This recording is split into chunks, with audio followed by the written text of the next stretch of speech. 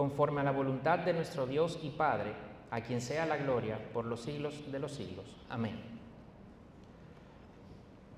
Señor, venimos delante de ti con tu palabra, venimos delante de ti con este texto abierto, Señor, para pedirte que tú nos ilumines, para pedirte que tu Espíritu sea con nosotros, Señor, para poder extraer de aquí lo que tú quieres que nosotros tengamos, lo que tú quieres que cada uno de nosotros, en el momento en el que se encuentra, obtenga de este texto. Te pido que seas conmigo como predicador, que estoy aquí sin merecerlo, que estoy aquí sin ningún mérito ni crédito de mi parte, sino, Señor, por tu voluntad. Y yo te pido, Señor, que seas tú el que hables a través de mí, que seas tú el que ministres estos corazones, Señor, de todas las personas que están aquí y el mío también. Que seas tú, Señor, el que te glorifiques, que sea tu Espíritu que haga el trabajo. En el nombre de Jesús. Amén. Entonces, para empezar, vamos a ver el contexto general de la carta. El autor, Pablo, ¿verdad? Así empieza, en el versículo 1, Pablo, apóstol, ¿verdad? Pocos discuten que fue Pablo que escribió la carta a los Gálatas. Y como tienen poca discusión, aunque hay ciertas personas que pueden pensar otra cosa, pero realmente no se sustenta prácticamente nada, no vamos a hablar de si fue Pablo, si fue otro y tal y tal. O sea, asumimos que fue Pablo, Saulo, ¿no? El que se convirtió en Hechos 9. Este Pablo era el apóstol a los gentiles, ¿verdad? Si en otro momento decimos que si Pedro tenía el evangelio para los judíos, pues Pablo tenía el evangelio para los gentiles. Él era judío y él era fariseo, cumplidor de la ley. Si no se recuerdan, los fariseos eran los estudiosos de la ley judía, ¿verdad? Y eran los que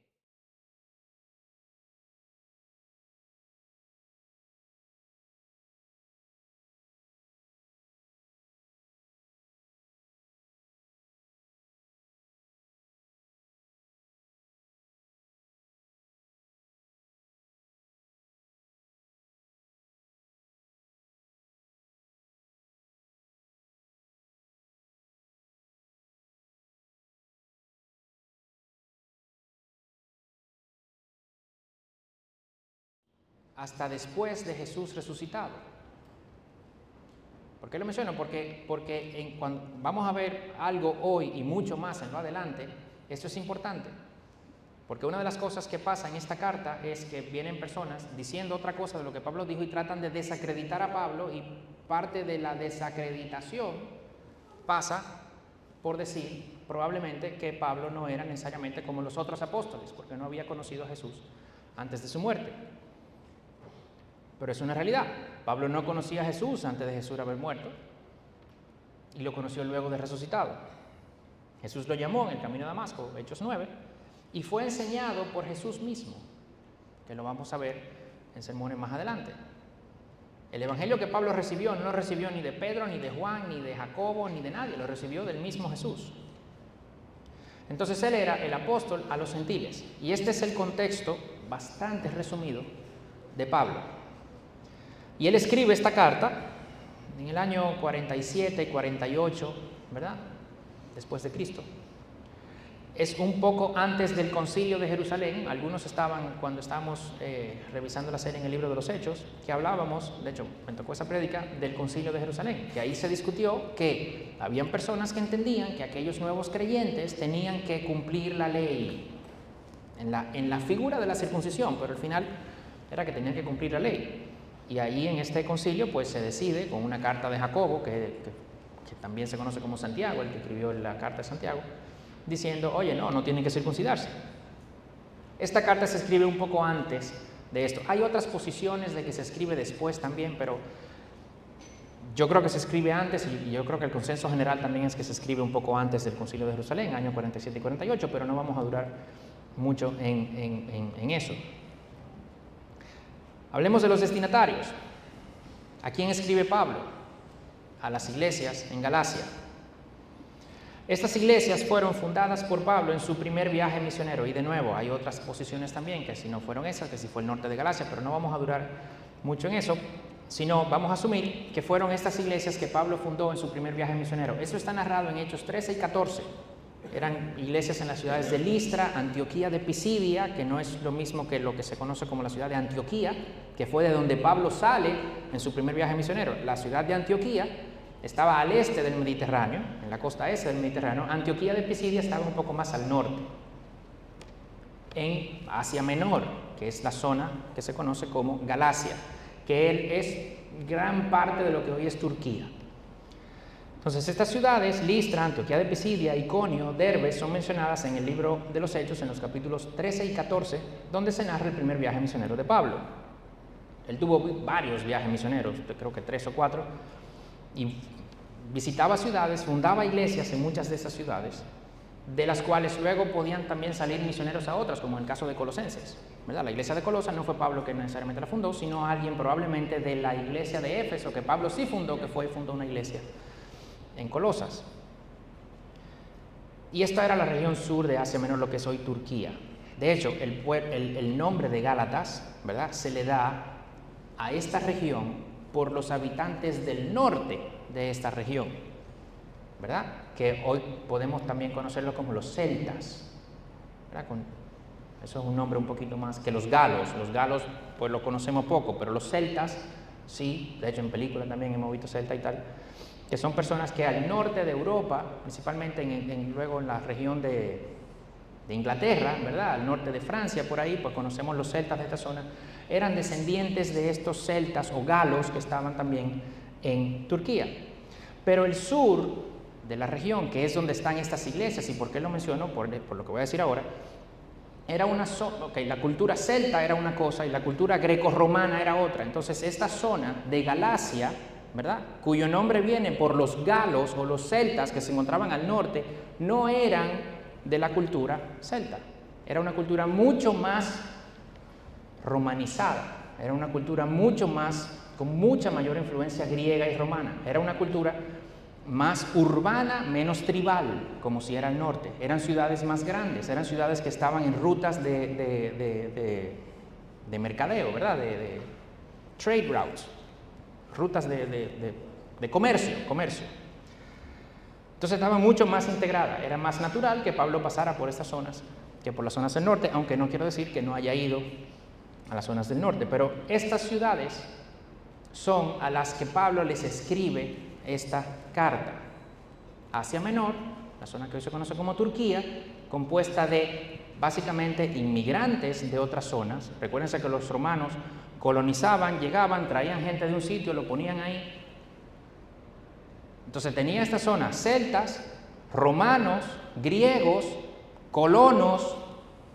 Era un mix, muy parecido a donde estamos hoy.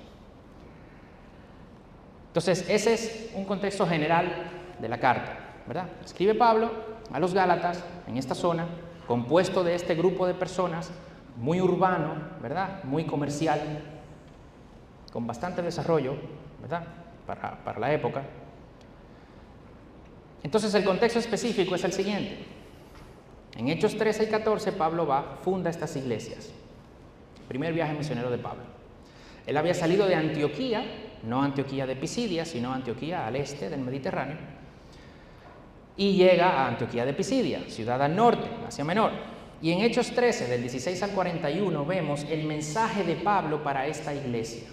Y aunque no vamos a repasar todo ese pasaje, vamos a ver algunas ideas. Pablo entra el día de reposo en la sinagoga, como hacía cuando llegaba a una ciudad, y eso se hacía mucho en las sinagogas, que preguntaban a las personas si querían comentar algo, y entonces Pablo se paraba, Pablo, Bernabé, se paraban y comentaban. Y empezando desde Abraham, pasando por Egipto, pasando por los jueces, llega a hablar de Saúl, llega a hablar de David, menciona a David de cuya descendencia llegó la promesa, el Salvador Jesús, y lo menciona así por nombre.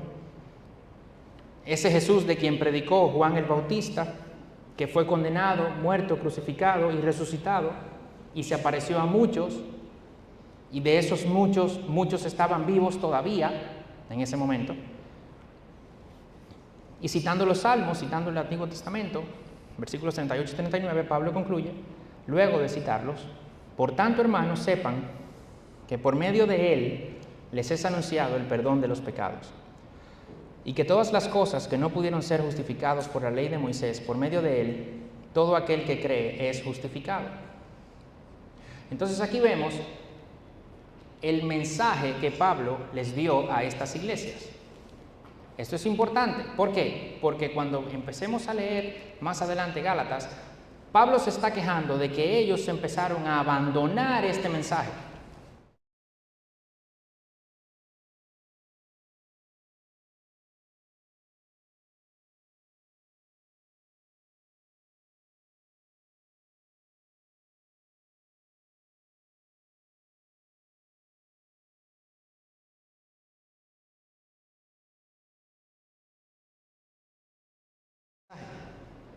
Esto, evidentemente, causa revuelo. Y los que son líderes en ese momento no les gusta eso. Y le arman un caso ahí a Pablo y a Bernabé y tal, y ellos tienen que salir corriendo. Y se van a otra ciudad. Y cuando llegan a otra ciudad, exactamente igual, lo mismo. A la sinagoga, la predicación, mucha gente cree, otro lío, salen de ahí a otra ciudad, a la sinagoga, mucha gente cree. Y así Pablo fue fundando iglesias en estas ciudades. Una gran multitud, tanto de judíos como gentiles, creyeron en el mensaje, el versículo 1 del capítulo 14 de los Hechos. Gentiles y judíos que no creían entonces, lo querían maltratar. Se fueron a Liaconia, a Listra, a Derbe, a hacer lo mismo. Versículo 23 dice del capítulo 14 que designaron ancianos en cada iglesia. Es decir, estas fueron iglesias formales. Fueron iglesias que se fundaron en cada una de esas ciudades, donde hubo una predicación del Evangelio, hubo un discipulado, hubo una designación de ancianos, iglesias formales. Pablo tiene relación todavía con esas iglesias. Estaban caminando en el Evangelio que Pablo les predicó, hasta que llega un grupo de personas con una idea diferente. El mismo Evangelio que Pablo predica en Éfeso, en Corinto, en Romanos, porque lo vemos en las cartas, también es el mismo Evangelio que predica aquí en Galacia, que lo vemos en Hechos, cuál fue el Evangelio que predicó. Y luego viene un grupo de personas y dice, eso es diferente. Y esto cargaba mucho a Pablo. Cuando leemos la carta completa, que de hecho en 25 minutos más o menos, 20-25 minutos se puede leer completa de una sentada, el tono de la carta, uno se da cuenta, porque cuando tú lees un versículo específico está bien, pero cuando tú lees la carta entera de una sentada, tú te das cuenta de muchas cosas. Y tú te das cuenta leyendo Gálatas que el tono de la carta it's rough. Pablo está cargado. Y cuando vemos ciertos detalles a la luz de otros escritos de Pablo, esto llama mucho más la atención. Por ejemplo, es común en el saludo de Pablo mencionar a Cristo, claro, al Evangelio, parte del Evangelio, pero de repente no completo, pero sí eso es común. Y luego de que hace esta introducción, este saludo, ¿verdad? Gracias y paz a ustedes, eso es muy común también, pasa a decir, doy gracias a Dios por ustedes. Eso lo vemos en Romanos 1:8, Primera de Corintios 1:4, Efesios 1:15-16, Filipenses 1:3 y 4, Colosenses 1:3 y 4, Primera de Tesalonicenses 1:2, Segunda de Tesalonicenses 1:3. 7 cartas de Pablo, donde da la introducción, ¿verdad? Y pasa a decir, doy gracias por ustedes. De hecho, en Romanos 1:8 dice, primeramente, después del saludo, lo primero es, doy gracias por ustedes. Sin embargo, cuando tú lees Gálatas, eso no está. Justo después de la introducción, empieza en el versículo 6, que lo vamos a ver el próximo domingo, una amonestación. ¿Cómo es que ya se fueron ustedes? Pablo no está dando gracias por los Gálatas. No hay acción de gracia por los Gálatas. Y cuando vemos esto, evidentemente concluimos que algo pasaba aquí, que cargaba bastante a Pablo, que se salta la acción de gracias. Para empezar de una vez en la amonestación. Esto es algo grave. ¿Y qué es lo que pasaba? Había un grupo de personas, probablemente judíos convertidos, que se hacían llamar creyentes, de la iglesia de Jerusalén, que habían llegado a esta zona, a decirle que las personas tenían que circuncidarse, observar ciertas fechas ¿verdad? Ciertas fiestas judías. En resumen, que tenían que observar la ley para ser salvos también. Y vamos a hablar de esto con mucho más detalle, mucho más profundo en otras prédicas más adelante. Pero básicamente este era el problema. Para esos judaizantes, que así se llaman, ¿verdad? Los judaizantes, el sacrificio de Jesús hizo posible que seamos salvos,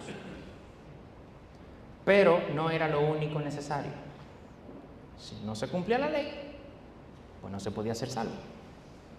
Para estos cristianos, tú no eras completamente salvo si no cumplías la ley. Y su estrategia de estos judaizantes fue la siguiente: vamos a atacar un poco el apostolado de Pablo, ¿verdad? A no decir que él tenía un evangelio, que eso no era, no, sino, bueno, que lo veremos más adelante también, pero no, su evangelio sí, muy bueno, pero bueno, mira, él no caminó con Jesús, tú sabes. O sea, lo que él sabe se lo habrá dicho Pedro, se lo habrá dicho Juan, Jacobo, y a mí también. Eso puede ser.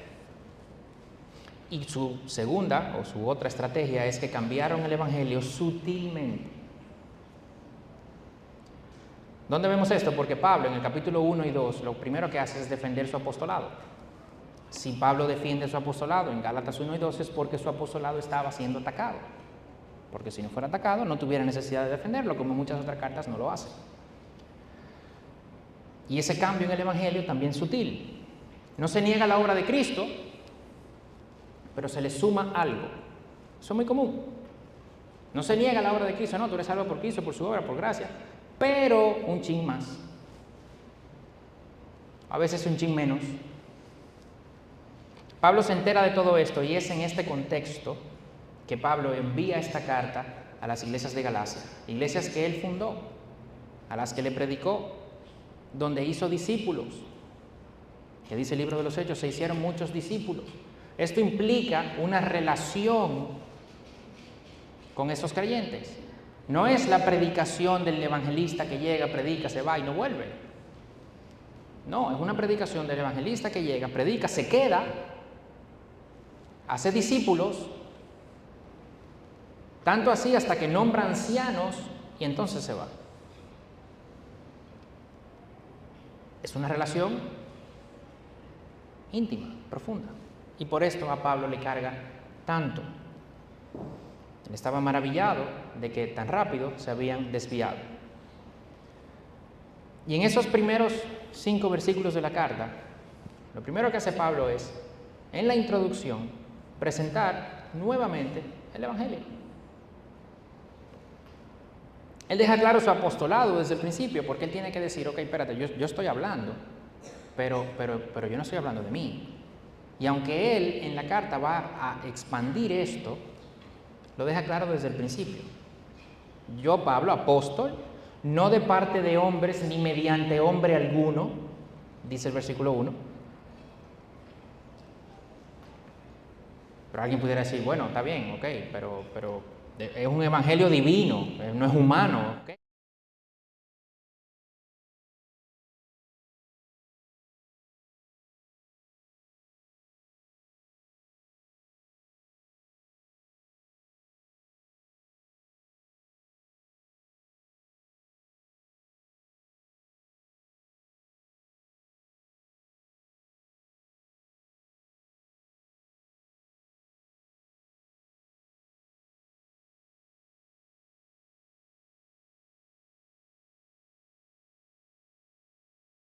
Ahí presentes dándome a mí el evangelio. Su apostolado viene directamente de Dios el Padre, que resucitó de entre los muertos a Jesucristo. Es raro que en la misma introducción Pablo afirme la resurrección. Muy poco común, creo que lo hace esa vez y lo menciona primero en Romanos también al principio, pero aunque en muchos otros sitios habla extensamente de la resurrección, es muy raro que lo mencione en el saludo. Y esto llama la atención también. ¿Y por qué llama la atención? Porque esta mención de la resurrección hace una referencia a un contexto judío, ¿verdad? Una idea en el contexto judío muy específica. Y es Para los judíos, el tiempo se dividía en dos. La era de ahora, que Pablo luego la menciona en el presente siglo malo, que lo veremos ahora en el versículo 4, y la era futura. Esta era futura, donde ya no va a haber todo este mal que hay en esta era de ahora. Pero ¿qué evento era el que inauguraba esa nueva era? La resurrección. Lo vemos en Ezequiel 37, con la visión de los huesos secos. Lo vemos en Daniel 12, cuando dice: y muchos de los que duermen en el polvo de la tierra despertarán. Unos para vida eterna, otros para ignominia y para el desprecio eterno. Pero es esa resurrección en este contexto judío que inicia, que inaugura, es el hito para esta nueva era. Entonces, cuando Pablo dice que lo resucitó de entre los muertos en el primer versículo, ¿sí?, en el primer versículo de la carta, él está diciendo a esos judaizantes: oye, es que ya estamos en esa nueva era. Ya no estamos allá en el que teníamos que ver la ley. Él va a expandir esto en la carta, pero aquí lo deja claro en el versículo 1. Ya estaban aquí. Y el problema era que los gálatas querían volver aquí. Ya habían pasado y querían devolverse. Y en el versículo 1 Pablo lo deja claro. El versículo 2 lo pone en el contexto de las personas que estaban con Pablo y todos los hermanos que están conmigo. Su apostolado no es humano, pero Pablo no es un llanero solitario.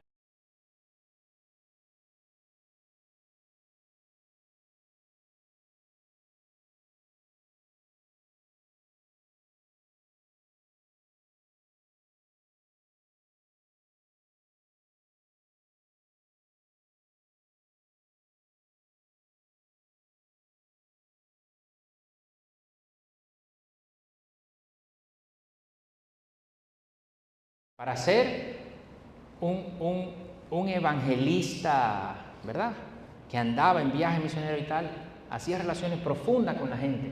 Y cuando estaba en un sitio escribiendo, de repente estaba en un sitio escribiendo, en una iglesia específica, escribiendo a otra iglesia, el mensaje venía casi de toda la iglesia donde él estaba. Ni siquiera solamente de que está con Pablo, Timoteo y Bernabé, bueno, de nosotros, no.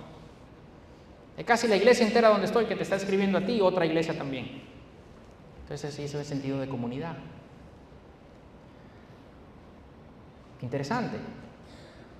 Este Pablo, que anda de un sitio para otro, tiene el tiempo, la dedicación para hacer relaciones que luego se preocupan por lo que él se preocupa. Y claro, tiene lógica, porque son personas a las que Pablo les predica el evangelio, que entran a formar parte de la familia de Dios, que se preocupa por la familia de Dios. Y en este caso, había una iglesia que se estaba desviando y los que estaban con Pablo estaban tan cargados como él. Y el versículo 3, gracia y paz a ustedes, de parte de Dios nuestro Padre y del Señor Jesucristo.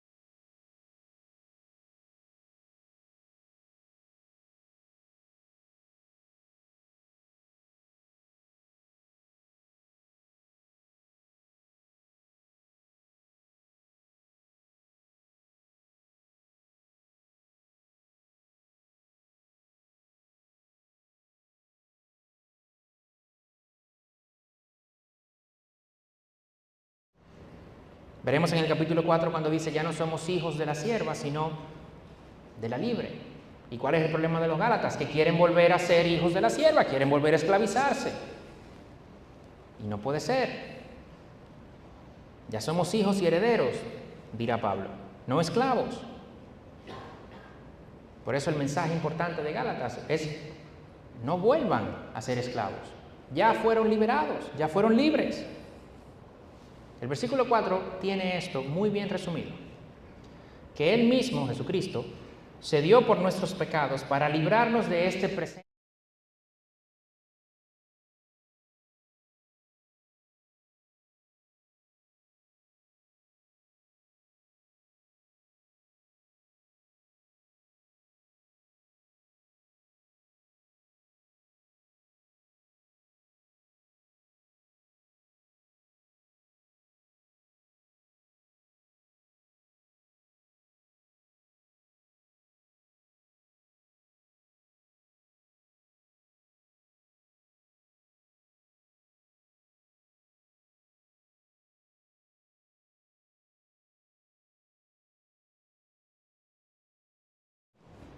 No.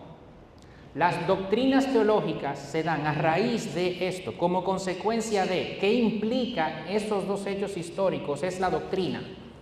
Pero estas dos, podemos no creer la doctrina si quiere, pero no podemos negar esos dos hechos históricos. Una nota para aquellos que pueden pensar, ojalá aquí no haya ninguno, que el Evangelio al final es una buena cosa muy moral, muy tal, y que entonces cuando hablamos de la resurrección, de la muerte, de la encarnación y tal, son ideas que apoyan tu teología. No. No son ideas que apoyan tu teología. Si Cristo no se encarnó, no murió en la cruz y no resucitó de entre los muertos, tu teología no sirve para nada. Es exactamente lo mismo que tú mañana empieces a escribir un libro de, no sé, el dios alienígena Ralabán, y tú haces una religión de ahí. Eso es exactamente lo mismo que si tú dices que Dios no resucitó a Jesús entre los muertos, que Jesús no murió en la cruz. Es exactamente lo mismo, no sirve para nada. Y Pablo aquí en el versículo 4 lo deja, él mismo lo deja claro, él mismo se dio por nuestros pecados. En el saludo están las dos.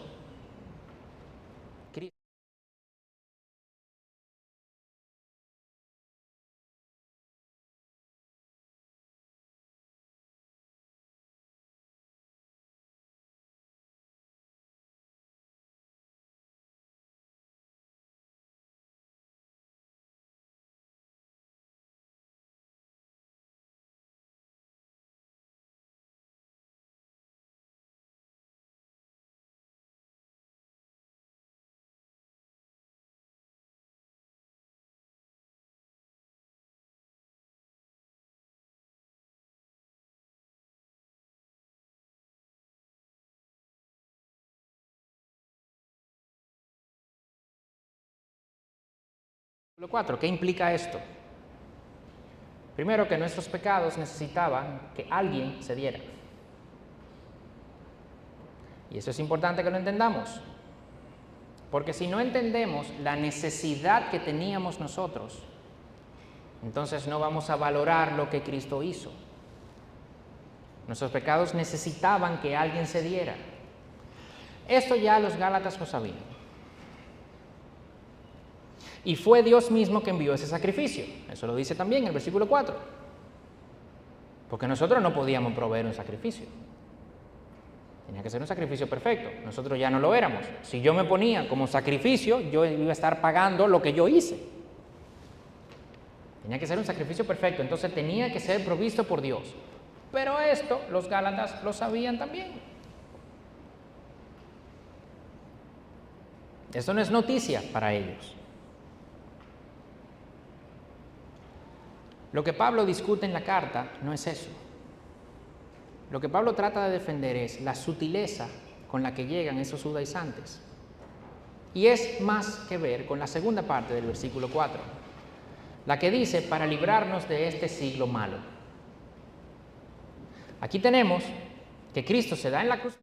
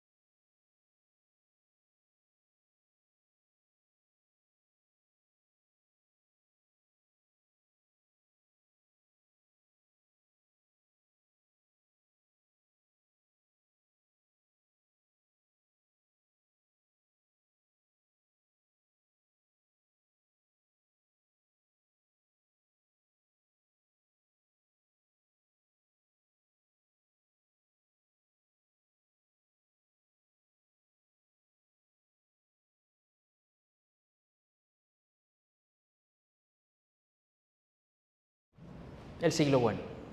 Ya estamos viviendo ese reino de Dios. Eso es así. Ya ese siglo malo pasó, ya las cosas viejas pasaron, aquí todas son hechas nuevas. Cristo vino, resucita, inaugura lo nuevo. Lo bueno ya llegó, lo viejo, lo malo ya pasó. Jesús se da para que podamos lograr esto.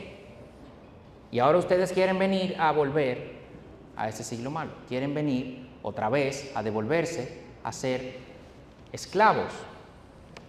Aquí ya vemos por dónde van los tiros, ¿verdad? Como decimos. En este verso 4 tenemos 4 verdades. Primero, que Cristo tuvo la voluntad de entregarse. Él mismo se dio por nuestros pecados. Juan 10, 17, 18 dice: por eso el Padre me ama, porque yo doy mi vida para tomarla de nuevo. Nadie me la quita, sino que yo la doy de mi propia voluntad.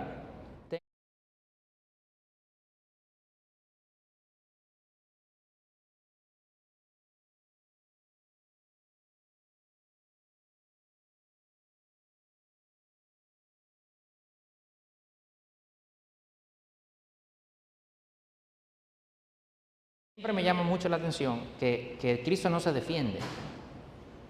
Tanto no se defiende que eso desespera a Pilato. Lo están acusando y este hombre callado, no se defiende.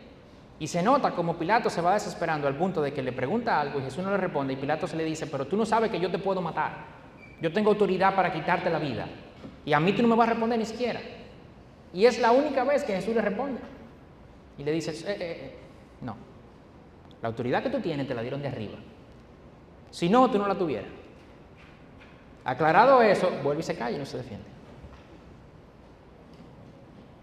Entonces Cristo se entrega. Eso es muy importante que lo tengamos claro y por eso Pablo lo deja claro desde el principio. La segunda verdad que tenemos aquí es la razón por la que Cristo se entregó: por nuestros pecados. La tercera es el efecto o consecuencia de que Cristo se haya entregado, que fue librarnos de este siglo malo. Y la cuarta, que todo esto fue conforme a la voluntad de nuestro Dios y Padre.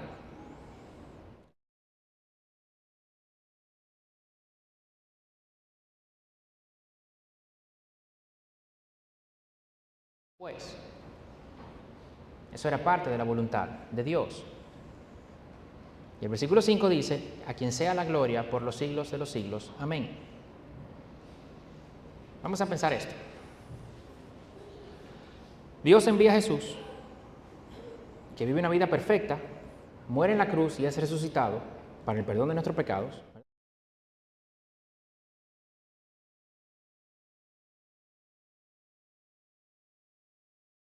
¿O no? Vamos a ver ese escenario. Si ese escenario es así, toda la gloria es de Dios. Si eso es así, Dios envía a Jesús, que vive una vida perfecta, que se entrega voluntariamente, muere en la cruz, y Dios en su infinito poder lo resucita de entre los muertos para el perdón de nuestros pecados. Nos garantiza la vida eterna. Pero yo decido si yo acepto eso o no. Cuando yo llegue al cielo, luego de haber decidido, ¿Dios tiene todo el crédito? Algo tengo yo. Porque si yo no hubiera decidido, yo no estuviera ahí. Y cuando uno está viendo argumentos así, es bueno extenderlos, ¿verdad? Llevarlos a los extremos para ver cómo se sostienen. Imagínense entonces que nadie acepta el Evangelio nunca. Porque si uno decide, ¿verdad? Es posible, digamos que es poco probable, pero posible. Entonces es posible que Dios haya hecho todo eso y que no pase nada. Entonces, cuando Pablo dice aquí, conforme a la voluntad de nuestro Dios y Padre, a quien sea la gloria por los siglos de los siglos, amén.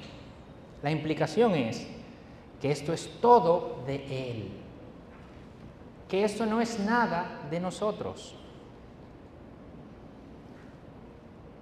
Dios no comparte su gloria con nadie. Yo anoche, Olivia me preguntó de qué yo iba a predicar, ¿verdad? Y le digo que de Gálatas, y tuvimos una conversación ahí. Y entonces ella me dice una ilustración que ella había oído acerca de la salvación, y que esto era como un río que había que cruzar, ¿verdad? Nosotros estábamos de este lado y la salvación era del otro lado, entonces había que cruzar ese río. Y la ilustración que ella había oído era que yo tenía mis good deeds, ¿verdad? Mis buenas obras, y que eso era un bloque en el puente, pero eso no da. Pero era un bloque en el puente y eso no da. Y que luego yo ponía mi fe en la obra de Cristo, de hecho, en Dios. Y eso eran un montón de bloques más y llegaba a la mitad. Pero no da. Entonces la otra mitad era la cruz, que con eso completaba el puente. Entonces yo decía, no, that's wrong, eso es incorrecto, eso no es bíblico. Porque nuestras obras no pueden poner ni un solo bloque en ese puente, ni uno solo.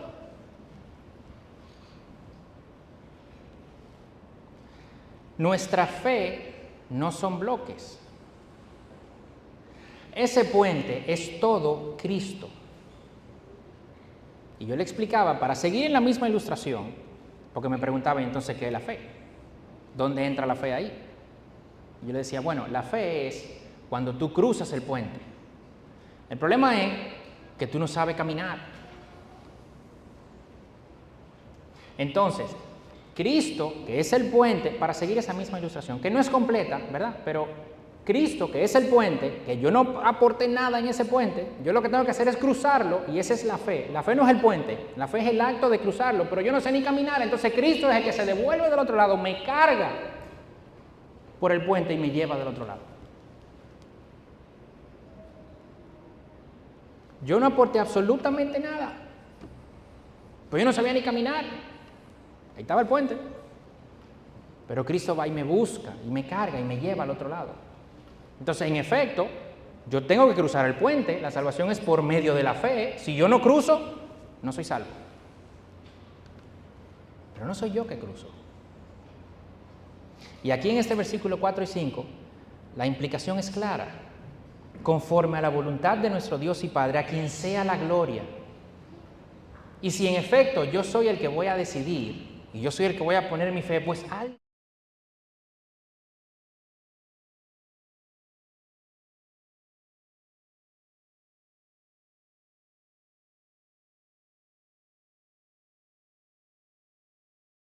podrán decir, bueno, ok, eso lo entendemos. Eso es así. Yo creo que es así. Pero usamos el Evangelio para nuestra salvación y luego nos olvidamos de eso.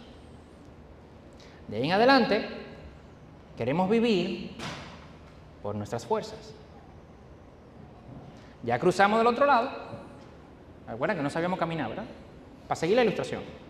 No sabemos caminar, cruzamos del otro lado, Cristo nos llevó, y entonces entendemos que como que Cristo nos llevó y dice, bueno, mi hermano, ¡brum! Hablamos. Y se devuelve a cruzar más gente. Y entonces ahora estoy yo ahí, como diríamos en Dominicana, bandeándomela por mí mismo. Y aquí hay un problema, por lo siguiente. Este ataque a la iglesia de Gálatas se aplica hoy también. Porque muchos podrán decir, no, pero yo entiendo eso, yo no estoy pensando que el Evangelio y tal, no, yo estoy clarísimo. Hay dos condiciones graves, hay dos condiciones complicadas para los ataques a la iglesia. Los peores ataques a la iglesia son los sutiles, los que vienen desde dentro, como a Galacia, que fueron hermanos creyentes de Jerusalén. Y también los peores son los que apelan a las cosas que les gusta, a nuestra carne. Pero sutil. El ataque que llega y empieza a exaltar la gula y la lujuria, eso no camina. Eso es evidentemente malo. Entonces, de repente, el ataque con la gula y la lujuria puede hacer caer a una persona, puede hacer caer a un líder incluso, y que se tumbe la iglesia y se deshizo la iglesia. Pero es más eficiente ese ataque sutil, ¿verdad?, que hace que se desvíe la iglesia entera, pero todavía todos creen que están bien. Y la iglesia sigue funcionando. Aquí el liderazgo cae y se va a la iglesia. Bueno, una iglesia menos. Pero en ese otro escenario, que es mucho peor, la iglesia sigue funcionando, ellos creen que están bien, pero no están. Eso es muchísimo peor.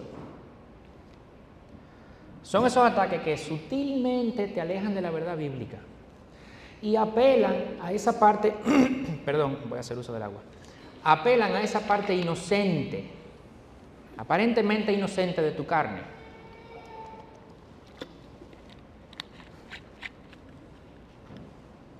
El ataque que sufrían esas iglesias es: tú tienes que aportar algo a tu salvación. Tú dices, pero ven acá, espérate, pues ya aclaramos que no es eso. Sí, terminen eso. Síganme esta línea de pensamiento. Tú eres salvo por gracia, pero esa gracia debe verse en tu vida. Y tú eres el que tiene que hacer que eso sea así. Por tanto, si no lo haces, es evidencia de que no eres salvo.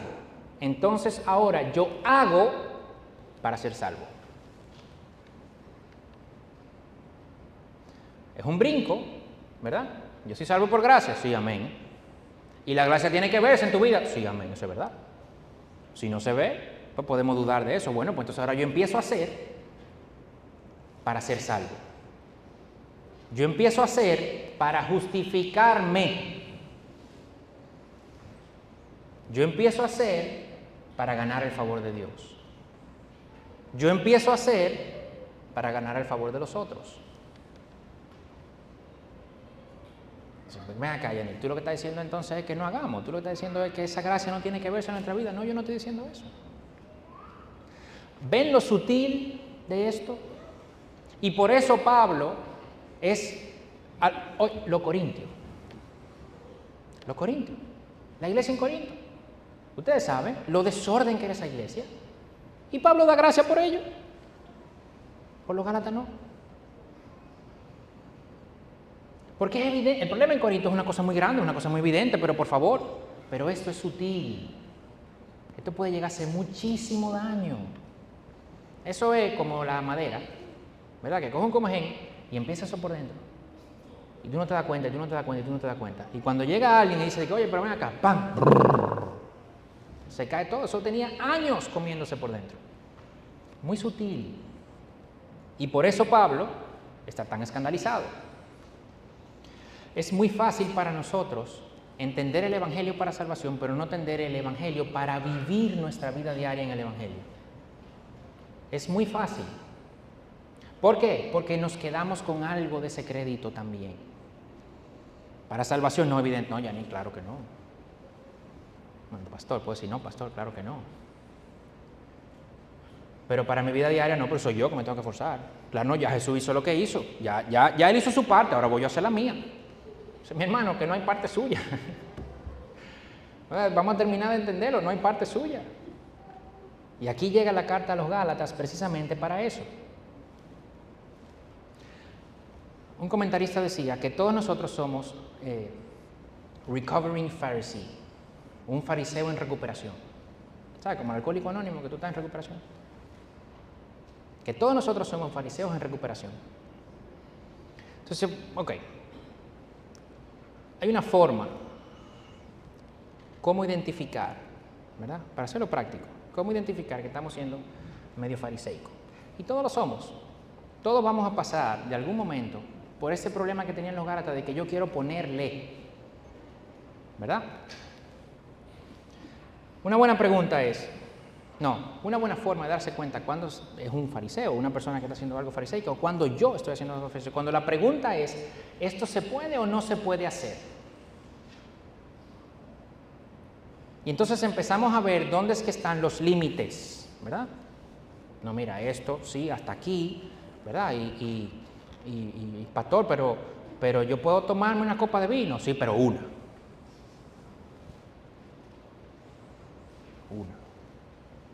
No dos. Y depende del sitio. Y depende de con quién tú estés. Y depende de si hay más gente. Yo no estoy diciendo que no sean cosas que tú tienes que tomar en cuenta en cierto momento. ¿Ok? Pero es sutil. ¿Se puede o no se puede? Miren lo que dice Pablo en Gálatas 5, 13 y 14. Porque ustedes, hermanos, a libertad fueron llamados, solo que no usen la libertad como pretexto para la carne, sino sírvanse por amor los unos a los otros.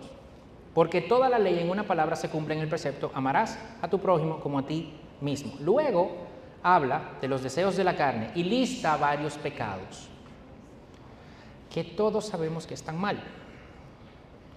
Entonces muchos de nosotros pasamos nuestra vida cristiana como fariseos. ¿En qué sentido? De que lo que queremos hacer es, ¿se puede o no se puede? ¿Qué implica con eso? Es, lo que yo estoy haciendo, uno, ¿está en la lista de Pablo? Porque si está, no lo debo hacer. Entonces estamos buscando a ver dónde esta acción X cabe aquí en esta lista de las cosas que no se pueden hacer. ¿Qué tanto cabe? Si muy al principio, si muy al final, si se parece a la lujuria, si se parece a la ira, si se parece a no sé qué. Y estamos viendo a ver lo que no podemos hacer.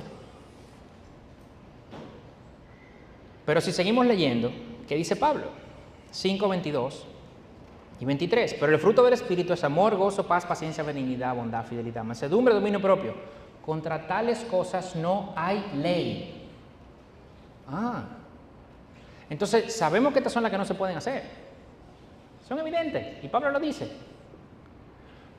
Pero es muy raro que veamos personas que lo que quieren es desenfrenarse haciendo las cosas contra las cuales no hay ley. Vivimos viendo hasta dónde llegamos. Eso es ser fariseo. Eso es ser fariseo. Versículo 25 del capítulo 5, si vivimos por el Espíritu, andemos también por el Espíritu. Si el Espíritu nos da vida espiritual, caminemos nuestra vida terrenal por el Espíritu también. Eso es lo que quiere decir Pablo aquí. Lo que Pablo quiere decir es, sabemos que esto no se puede. Ok, perfecto. Pero contra estas cosas, el fruto del Espíritu, contra esto no hay ley.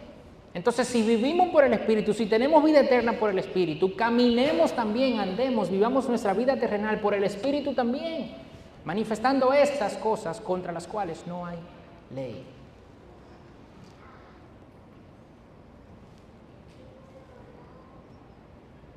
Nosotros queremos conocer hasta aquí, ¿verdad? ¿Para qué? Para que seamos entonces nosotros los que nos paremos aquí y digamos, no, yo no me pasé, ese crédito es mío.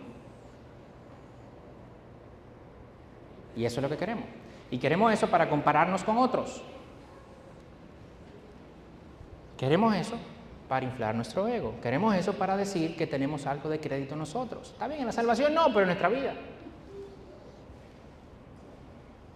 Si viene alguien a decir, la salvación es por obra, de aquí lo votamos, seguro. Seguro. Eso, olvídate de eso. Pero llega alguien y dice, no, una persona, si la salvación es por obra, pero si no es buena esa persona, pues entonces no es salva. Bueno, eso de repente lo votamos, pero vamos a tener cierta conversación antes de, ¿verdad? Hay que cumplir con los sacramentos, hay que cumplir con el bautizo, hay que cumplir con la comunión, hay que cumplir con los sacramentos. Y la persona que no lo cumple, pues tiene que revisar su corazón. Eso puede ser verdad. Pero yo solamente puedo concluir bíblicamente que esa persona está siendo desobediente. Yo no puedo concluir que esa persona no es salva. Si tú no asistes a actividades de la iglesia, eso es que tú no estás comprometido con el cuerpo de Cristo, por el cual Cristo murió. El cristiano genuino está comprometido con el cuerpo de Cristo. ¿Quiero decir que nadie venga a la actividad de la iglesia? No. Pero tú tienes mucha gente que viene para ser cristiano. Yo vengo a toda la actividad de la iglesia, no me pierdo una sola, para ser cristiano, porque eso es lo que hace el cristiano. ¿Qué se dijo ahí? Yo qué sé.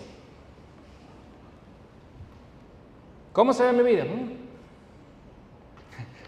Decía Carlos ahorita, que él es difícil, que yo soy mucho más fácil. Entonces yo le pregunté ahí, ¿quién es más fácil de tratar, yo o Carlos? Dice, Carlos.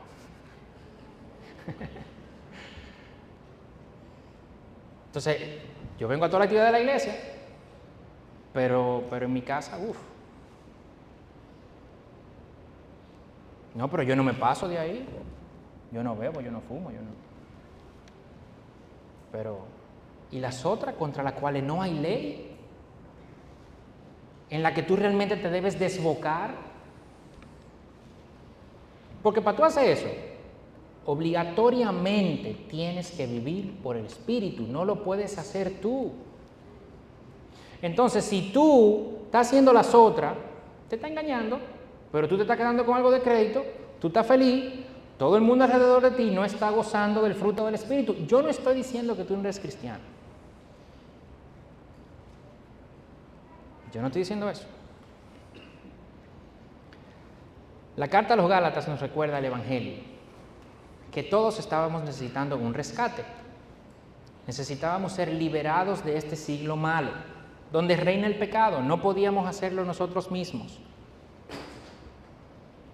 Nos recuerda que Cristo se entrega a sí mismo para librarnos, que Dios los resucita de entre los muertos y que esto por la voluntad de Dios. Y todo esto está en los primeros 5 versículos de la carta. Este evangelio debe ser un muro imbatible para el orgullo. El orgullo no debiera pasar ese muro. El que entiende esta verdad no puede ufanarse nunca de su conocimiento bíblico como fuera superior a otro. ¿Por qué? Porque ya vimos que las obras de la carne son estas. Conocimiento bíblico no es obra de la carne, es fruto del Espíritu. Y el Espíritu es porque tú andas en el Espíritu. Tú vives por el Espíritu, eres vivificado por el Espíritu, tienes vida eterna por el Espíritu, pero tu vida también terrenal es por el Espíritu. Entonces tú no puedes ufanarte de que tú sabes algo y el otro no. Tú no puedes sentirte más santo que el otro por tu ejemplo de vida eclesiástica. Pues tú eres más activo, tú participas, cuando llaman tú estás. No. Tú no puedes ofenderte contra la crítica. Te critican y tú te ofendes. ¿Y por qué te ofendiste? Ah, no, pero que tú sabes el esfuerzo que me da a mí llegar hasta aquí, para que venga ahora a criticarme a mí. Esa persona no me conoce a mí. Y como decía Carlos en una consejería que estábamos hace un par de días, te están criticando esto.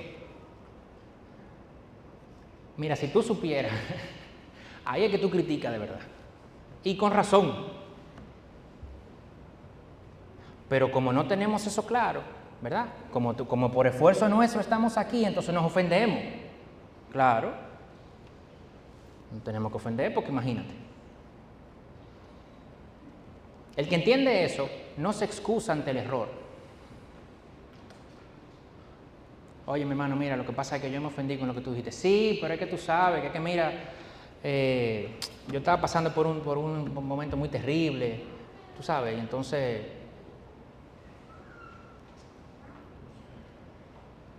Sí, pero es que en la forma en la que tú me dijiste también, tú sabes, o sea, si tú me lo hubieras hecho diferente, de repente yo no reacciono así.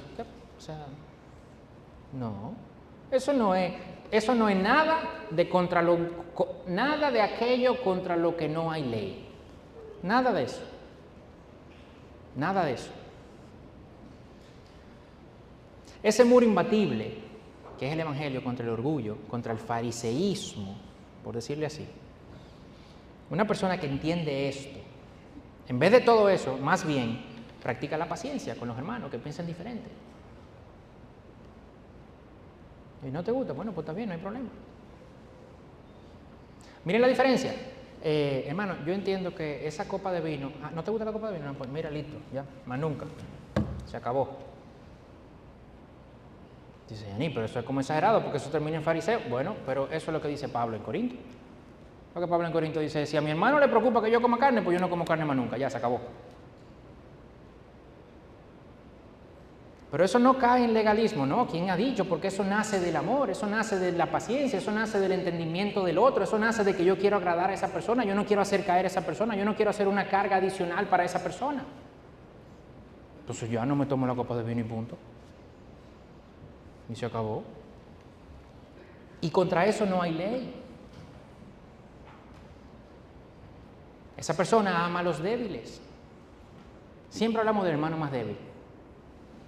Bueno, que es un hermano débil, tú sabes, que acaba de llegar, entonces no entiende las cosas. Sí, pero que coja rápido.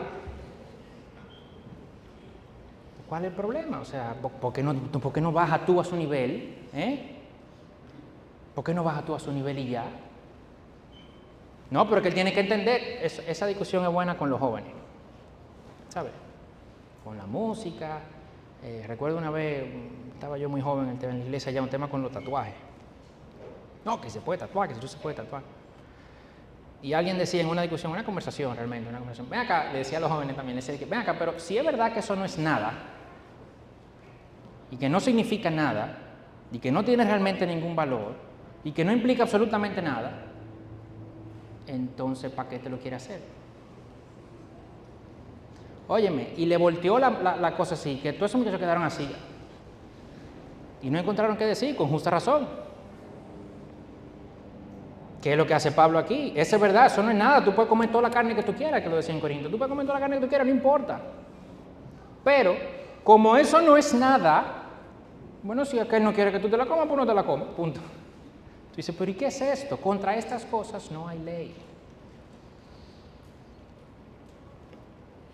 La solución al fariseísmo, la solución a esto, no es más leyes, más límites, no hagas esto, no hagas aquello, no, porque nosotros fuimos llamados a libertad. ¿A libertad para qué? Para manifestar ese fruto del Espíritu. Para eso fue que Cristo se dio. Es por gracia de Dios que tú sabes lo que sabes, que tú vives como vives, que tú tienes lo que tienes. El crédito es de Dios, no es tuyo. Y esta carta a los Gálatas viene a poner todo eso en su lugar. Viene a poner al hombre como merecedor y recibidor, como merecedor de condenación y recibidor de gracia. Ya. No hace más nada. Más nada. En la salvación y en la vida. Porque ya dimos el avance de Gálatas 5. Es el fruto del Espíritu, no tuyo. Viene a poner al hombre como merecedor de condenación y recibidor de gracia, para salvación y para vida. Y viene a poner a Dios como el receptor merecedor de toda la gloria, por lo que hizo en Calvario, por lo que hizo en la tumba, por lo que va a hacer en el siglo venidero y por lo que hace con nosotros cada día en nuestras vidas. Entonces, este es el primer sermón de Gálatas.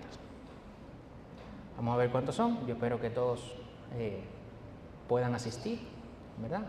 Que eso les haya despertado esa gana de que, wow, yo quiero escucharlo. Porque yo estoy muy emocionado por la serie. Me gusta mucho esa carta. Así que vamos a orar para cerrar este primer mensaje, este mensaje del día de hoy. Te alabamos, Señor, y te bendecimos. Te damos gracias por tu palabra. Te damos gracias, Señor, porque desde antes de la fundación del mundo, desde antes de que nada existiera, solo tú pensaste en nosotros. Estaban nuestros nombres escritos en el libro de la vida. Tú pensaste, Señor, en que un día como hoy vamos a estar leyendo esta carta. Tú pensaste en el contexto en el que se escribió.